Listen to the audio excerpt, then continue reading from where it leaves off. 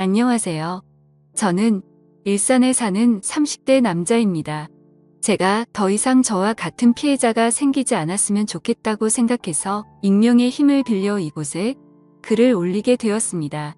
저는 여기에 올라오는 사연들을 읽는 것으로 하루를 시작하곤 했었는데요.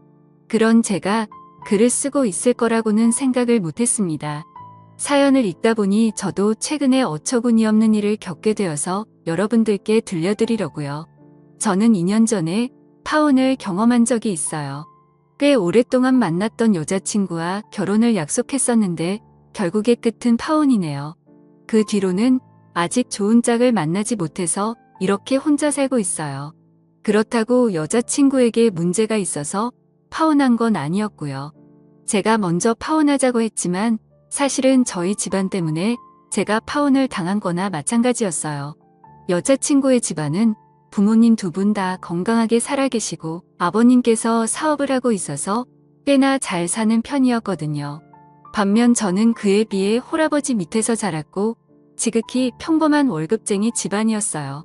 그래도 저는 아버지나 빚은 없어서 나름 괜찮다고 생각했었어요. 처음 여자친구 집에 인사를 드리러 갔을 때 예비장님께서는 딸이 좋다고 하니 저에 대해 아무 생각이 없어 보이셨어요. 하지만 예비장모께서는 여자친구에 비해 많이 기우는 저희 집안 때문에 저를 사위로 썩 내켜 하시진 않으셨어요. 그래, 자네 아버지가 비서일을 하신다고? 뭘 다르게 하시는 일은 없으시고 사업엔 관심이 전혀 없으신 건가? 네, 저희 아버지께서는 사업에 관심이 없으세요. 지금 생활도 만족해 하시면서 살고 계세요. 저도 안정적으로 월급 받으면서 사는 게 좋다고 생각하는 편이고요. 남자는 자고로 욕심이 있어야 하는데 이렇게 욕심이 없어서야 원. 그럼 아버지께서는 쭉 남의 시중 들면서 비서일만 하신 건가? 네. 시중이라는 표현은 좀 그렇지만 어떻게 보면 그런 셈이죠. 성인 되신 후부터 지금까지 쭉 한 분만 모시고 계세요. 너무 대놓고 저희 아버지 직업을 무시하는 태도에 저도 기분이 좋지 않았어요. 하지만 예비장모께서는 제 기분은 아랑곳하지 않고 계속 무시하시더라고요. 그래도 저는 어른들 앞이니까 나름대로 티를 안 내려고 정말 노력 많이 했어요. 모든 수모를 다 받아도 견딜 수 있을 만큼 여자친구를 많이 좋아하기도 했고요. 저는 예비장모께서 제게 마음을 여시길 기다리고 있었습니다. 그런데 어쩐 일인지 예비장모께서 먼저 저보고 만나자고 연락을 주신 거예요. 드디어 예비장모께서 마음을 여신 건가 하는 부푼 마음에 여자친구 집을 다시 찾았어요. 너무 떨려서 배를 누르기 전에 심호흡을 몇 번 했는지 모르겠어요. 하지만 이런 저를 무색하게 만드는 흰 봉투가 제 눈앞에 떨어졌어요. 예비장모께서는 제가 자리에 앉자마자 제 쪽으로 흰 봉투를 던지시더라고요. 진짜 드라마에서만 보던 돈 봉투를 실제로 받아보게 될 줄은 몰랐어요. 잘 산다고 하더니 정말 잘 사는 집안이었는지 봉투가 두둑했어요. 그리고는 예비장모께서 섭섭치 않게 넣었으니까 자기 딸과 헤어져 달라고 하시더라고요. 여자친구한테는 자신을 만났다는 말을 하지 말라고 당부하시면서요. 어쩜 드라마랑 이렇게 똑같은지 순간 전원 버튼이 어디 있는지 찾을 뻔했다니까요. 저는 돈 필요 없다고 말하면서 봉투를 그대로 두고 여자친구 집에서 나왔습니다. 이별은 원래 만나서 해야 하는데 만날 기분이 전혀 나지 않아서 집 가는 길에 전화로 여자친구한테 이별을 통보했어요. 주연아, 우리 오늘 만나기로 했었잖아. 미안한데 일이 생겨서 못 만날 것 같아. 그리고 이것도 만나서 얘기하려고 했는데 도저히 만날 기분이 아니라서 우리 이제 그만하자. 그만하자니 오빠. 갑자기 그게 무슨 말이야. 헤어지자는 말 아니지? 우리가 왜 헤어져야 하는데 도대체 왜 그러는 건데. 나 방금 너네 어머니 만났어. 나한테 돈 봉투 던지면서 너랑 그만 만나러 가더라. 나 어머님이 우리 아버지 무시하는 것도 너 때문에 다 참고 있었는데 이건 정말 아닌 것 같다. 우리 엄마를 만났다고 돈 봉투는 또 무슨 말이야.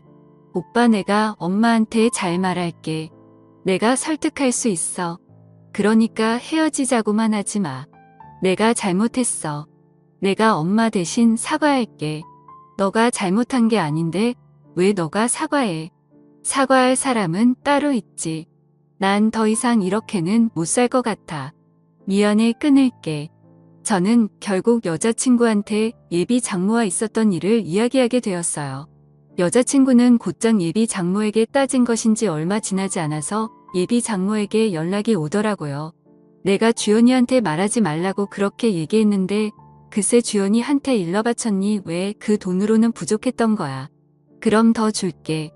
얼마면 되는데 제가 돈 받고 나온 것도 아닌데 왜 말하면 안 되는데요. 제 입으로 제가 말하겠다는 게 무슨 상관이에요.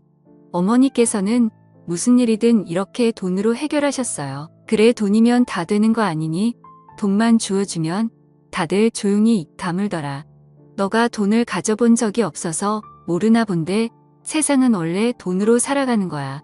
어떻게 어머니한테서 주연이 같이 착한 아이가 태어났는지 모르겠네요. 이런 어머니를 둔 주연이가 참 불쌍해요. 저 당신 딸 만날 일 없으니까 다시는 연락하지 마세요. 제가 원래는 막말하는 성격이 아닌데 저도 모르게 말이 막 튀어나오더라고요. 그래도 여자친구가 좀 걸리긴 했지만 하고 싶은 말을 하고 나니 속은 조금 후련했어요. 저는 여자친구 없이도 잘 살아보려고 노력을 많이 했어요. 하지만 제가 너무 사랑했던 사람이라 불쑥불쑥 여자친구가 생각나긴 하더라고요. 그런데 얼마 지나지 않아 예비 장모에게 다시 연락이 오는 거예요. 지금 여자친구가 저와 헤어지고 나서 식음을 전폐하면서 시름시름 앓고 있다고요. 보다 못해 이대로 딸이 잘못될까봐 저한테 전화했다고 하시더라고요. 나 주연이 엄마인데 우리 딸이랑 만나는 건 아무 말 안 하겠네. 그러니 주연이랑 다시 만나주면 안 되겠나? 지금 저랑 뭐 하자는 거예요. 제가 그렇게 만만하세요? 헤어지라고 돈봉투 던질 땐 언제고 지금은 다시 만나달라고요.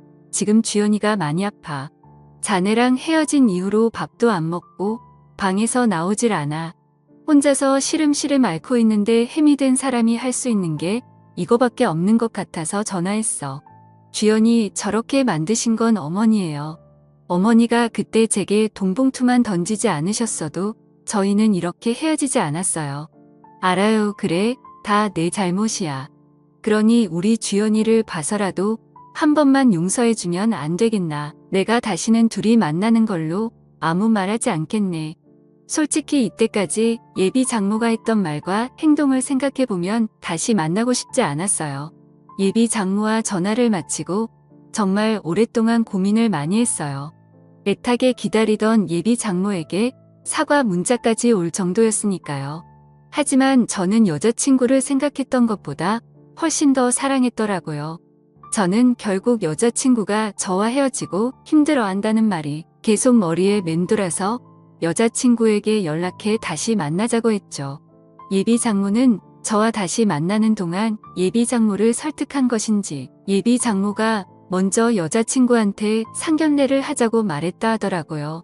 저는 들뜬 마음으로 아버지께 말씀드리고 아버지께서 편하신 날로 날짜를 잡았어요. 아버지는 상견례 가서 기죽으면 안 된다면서 백화점에 가자고 하시더라고요. 그러더니 남성 코너에서 정장 2벌을 들고 저를 부르고 계셨어요. 아버지 2벌이나 사시게요.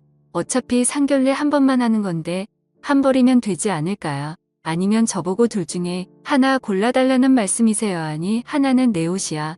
너도 새 걸로 한 벌 내가 맞춰주려고. 이건 아빠가 우리 아들한테 주는 축하 선물인데 아버지 전 괜찮아요. 회사 다니면서 정장 입으니까 종류별로 되게 그러니까 괜히 엄한데 돈 쓰지 마세요. 아이 참 내가 주는 선물이라니까. 그러네. 그리고 엄한데 쓰는 게 아니라 우리 아들한테 쓰는 건데 아들이 이거 안 받아주면 나 진짜 서운할 것 같아. 우리 이렇게 맞춰 서 상견례 입고 가자. 어찌 된 게 저보다 아버지가 더 들뜬 것 같았어요. 그래도 아버지 기분이 좋아 보이시는 것 같아 저도 덩달아 기분이 좋아졌어요. 이때까지 예비 장모와 있었던 안 좋은 일들은 다 잊고 새 출발할 수 있을 것만 같았어요. 하지만 이런 기대도 한순간에 짓밟아버린 사람이 있었어요. 바로 문제 예비 장모입니다. 상견례 날 예비 장모는 약속 장소에 들어온 순간부터 표정은 좋지 않았어요. 상견례 내내 어딘가 불만 가득한 표정으로 일관하셨죠. 그러면서 저희 아버지께 형편이 넉넉한 자기들이 집을 해올 테니 저희는 자기가 보내주는 리스트 보면서 혼수를 해오라고 하시는 거예요. 그쪽 집안 사정을 생각해서 형편이 넉넉한 저희가 애들 신혼집을 해드릴게요. 그쪽에서는 저희가 보내주는 리스트를 보면서 혼수를 해오시면 될 것 같네요. 아닙니다, 어머님. 제가 모아둔 돈이 있어서 괜찮습니다. 집은 저희 쪽에서 해오겠습니다. 혼수도 어차피 둘이 살 거라 간단하기만 하면 될 것 같습니다. 뭐야 고래 자존심은 있는 거야. 그렇게 무리하지 않아도 돼. 우리가 알아서 다 해줄게. 그리고 혼수도 자네 형편 생각해서 비싼 건 내가 미리 다 뺐어. 어머님 계속 저희 집안 형편 들먹이시는데 저희 거지 아닙니다. 월급쟁이라고 무시하시는데 저희 빚도 없고요. 오히려 월급 받으면서 모아둔 돈도 집 사고 남을 정도로 있습니다. 그럼 뭐해. 나 매일 뒤치다꺼리 하면서 받은 코 묻은 푼돈일 텐데. 괜히 자존심 부릴 거 없다니까. 자존심이 밥 먹여주니. 저와 예비 장모가 하는 말을 들은 아버지의 표정이 살짝 좋지 않았습니다. 예비 장모는 아버지의 표정이 변한 것이 오히려 재미가 있었나 봐요. 제 자존심 들먹이면서 저를 더 자극하려고 들더라고요. 제가 맞받아치려고 하는데 저희 아버지께서 지금 뭐 하시는 거냐면서 지금 이게 상견례를 하러 온 것인지 사람을 가지고 놀려고 온 것인지 따지기 시작하셨어요. 결국 상견례 분위기는 살얼음판이었고 저는 아버지를 데리고 그 자리에서 나왔어요. 여자친구는 저를 붙잡았지만 저는 뒤도 돌아보지 않고 여자친구 손을 뿌리쳤어요. 그리고 여자친구한테 도저히 이건 아닌 것 같다며 결혼은 없던 일로 하자고, 어쩌면 우리 관계도 이대로 계속 만나도 되는 것인지 다시 생각해봐야 할 것 같다고 했어요. 저는 아버지께 너무 죄송해서 집에 가는 내내 아무 말도 할 수 없었어요. 그렇다고 아버지도 딱히 제게 말을 걸지 않으셨고요. 차 안공기는 히터를 아무리 세게 틀어도 냉동창고 마냥 차가웠어요. 집에 도착한 뒤 한참 말이 없던 아버지께서 제게 입을 열었습니다. 준우야, 결혼은 둘이 좋아서 오로지 둘만 보고 하는 거라 내가 뭐라고 하진 않겠지만 예비 장모를 보니 결혼하고 나서 너가 너무 시달릴 것 같아서 걱정이구나.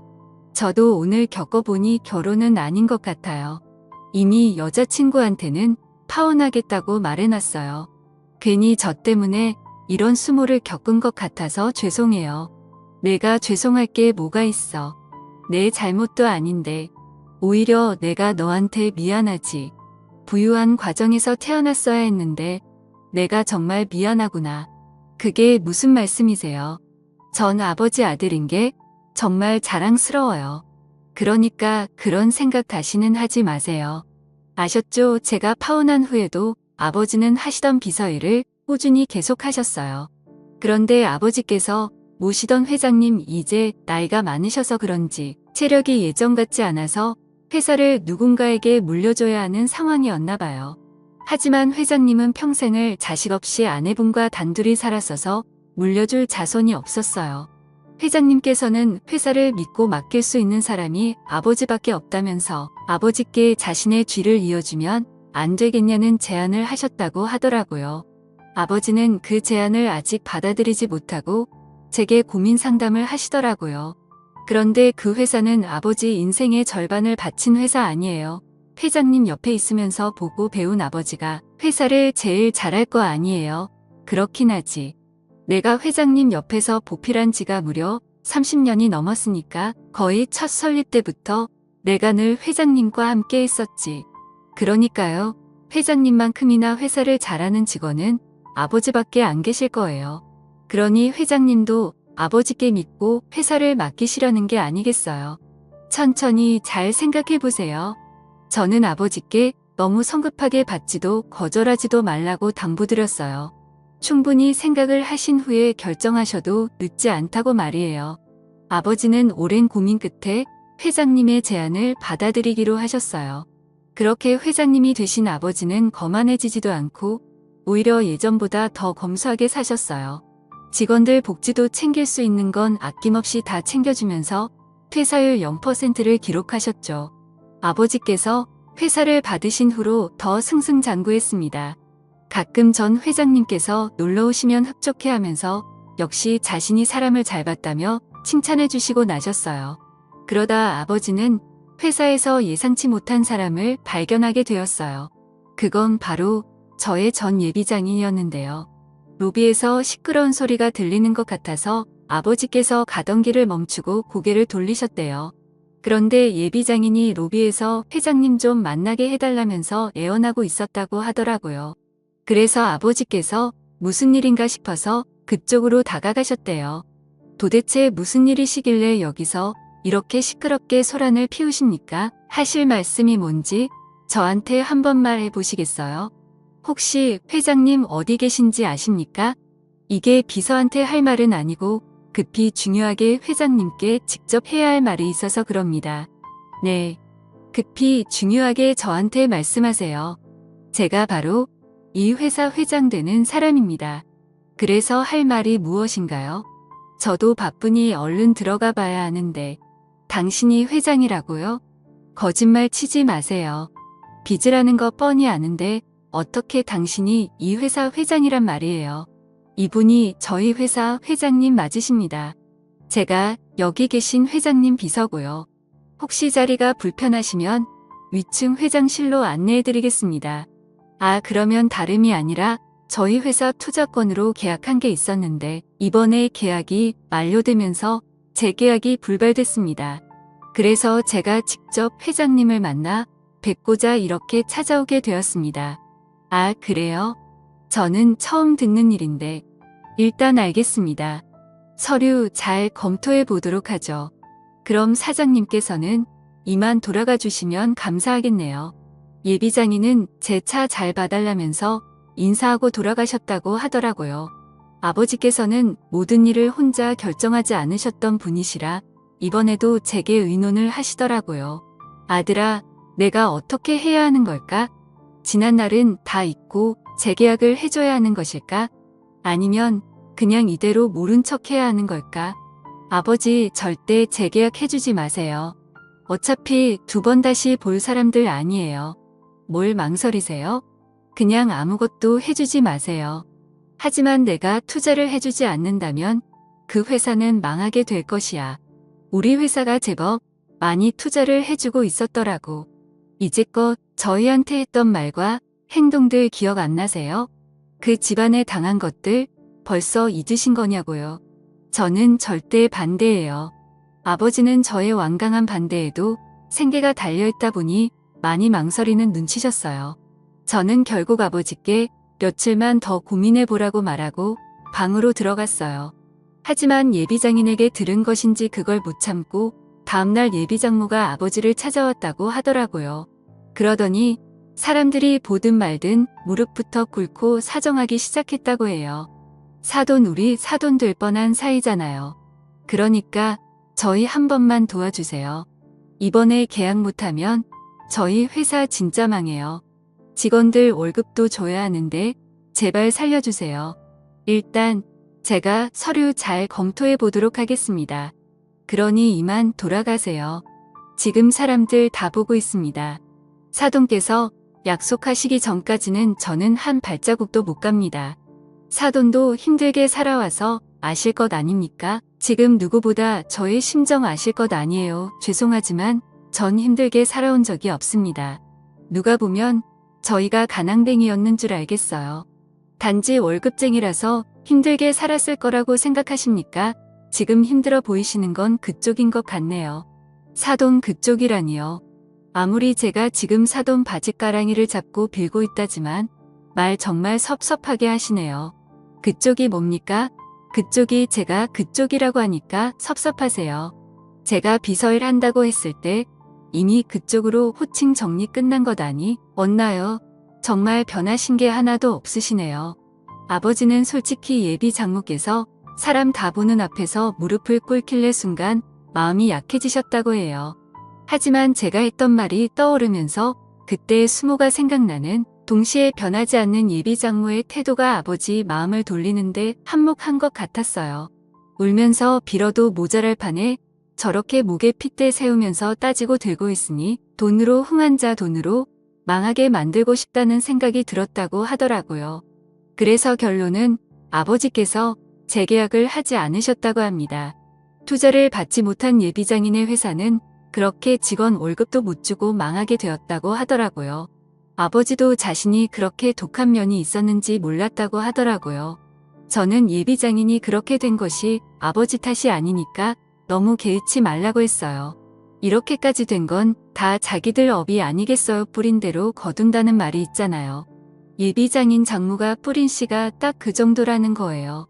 인생이 어떻게 흘러갈지는 한 치 앞도 알 수 없는 거예요. 저희 아버지처럼 한순간에 대박이 날 수도 있는 것이고 예비장인 장모처럼 한순간에 쪽박을 찰 수도 있는 것이죠.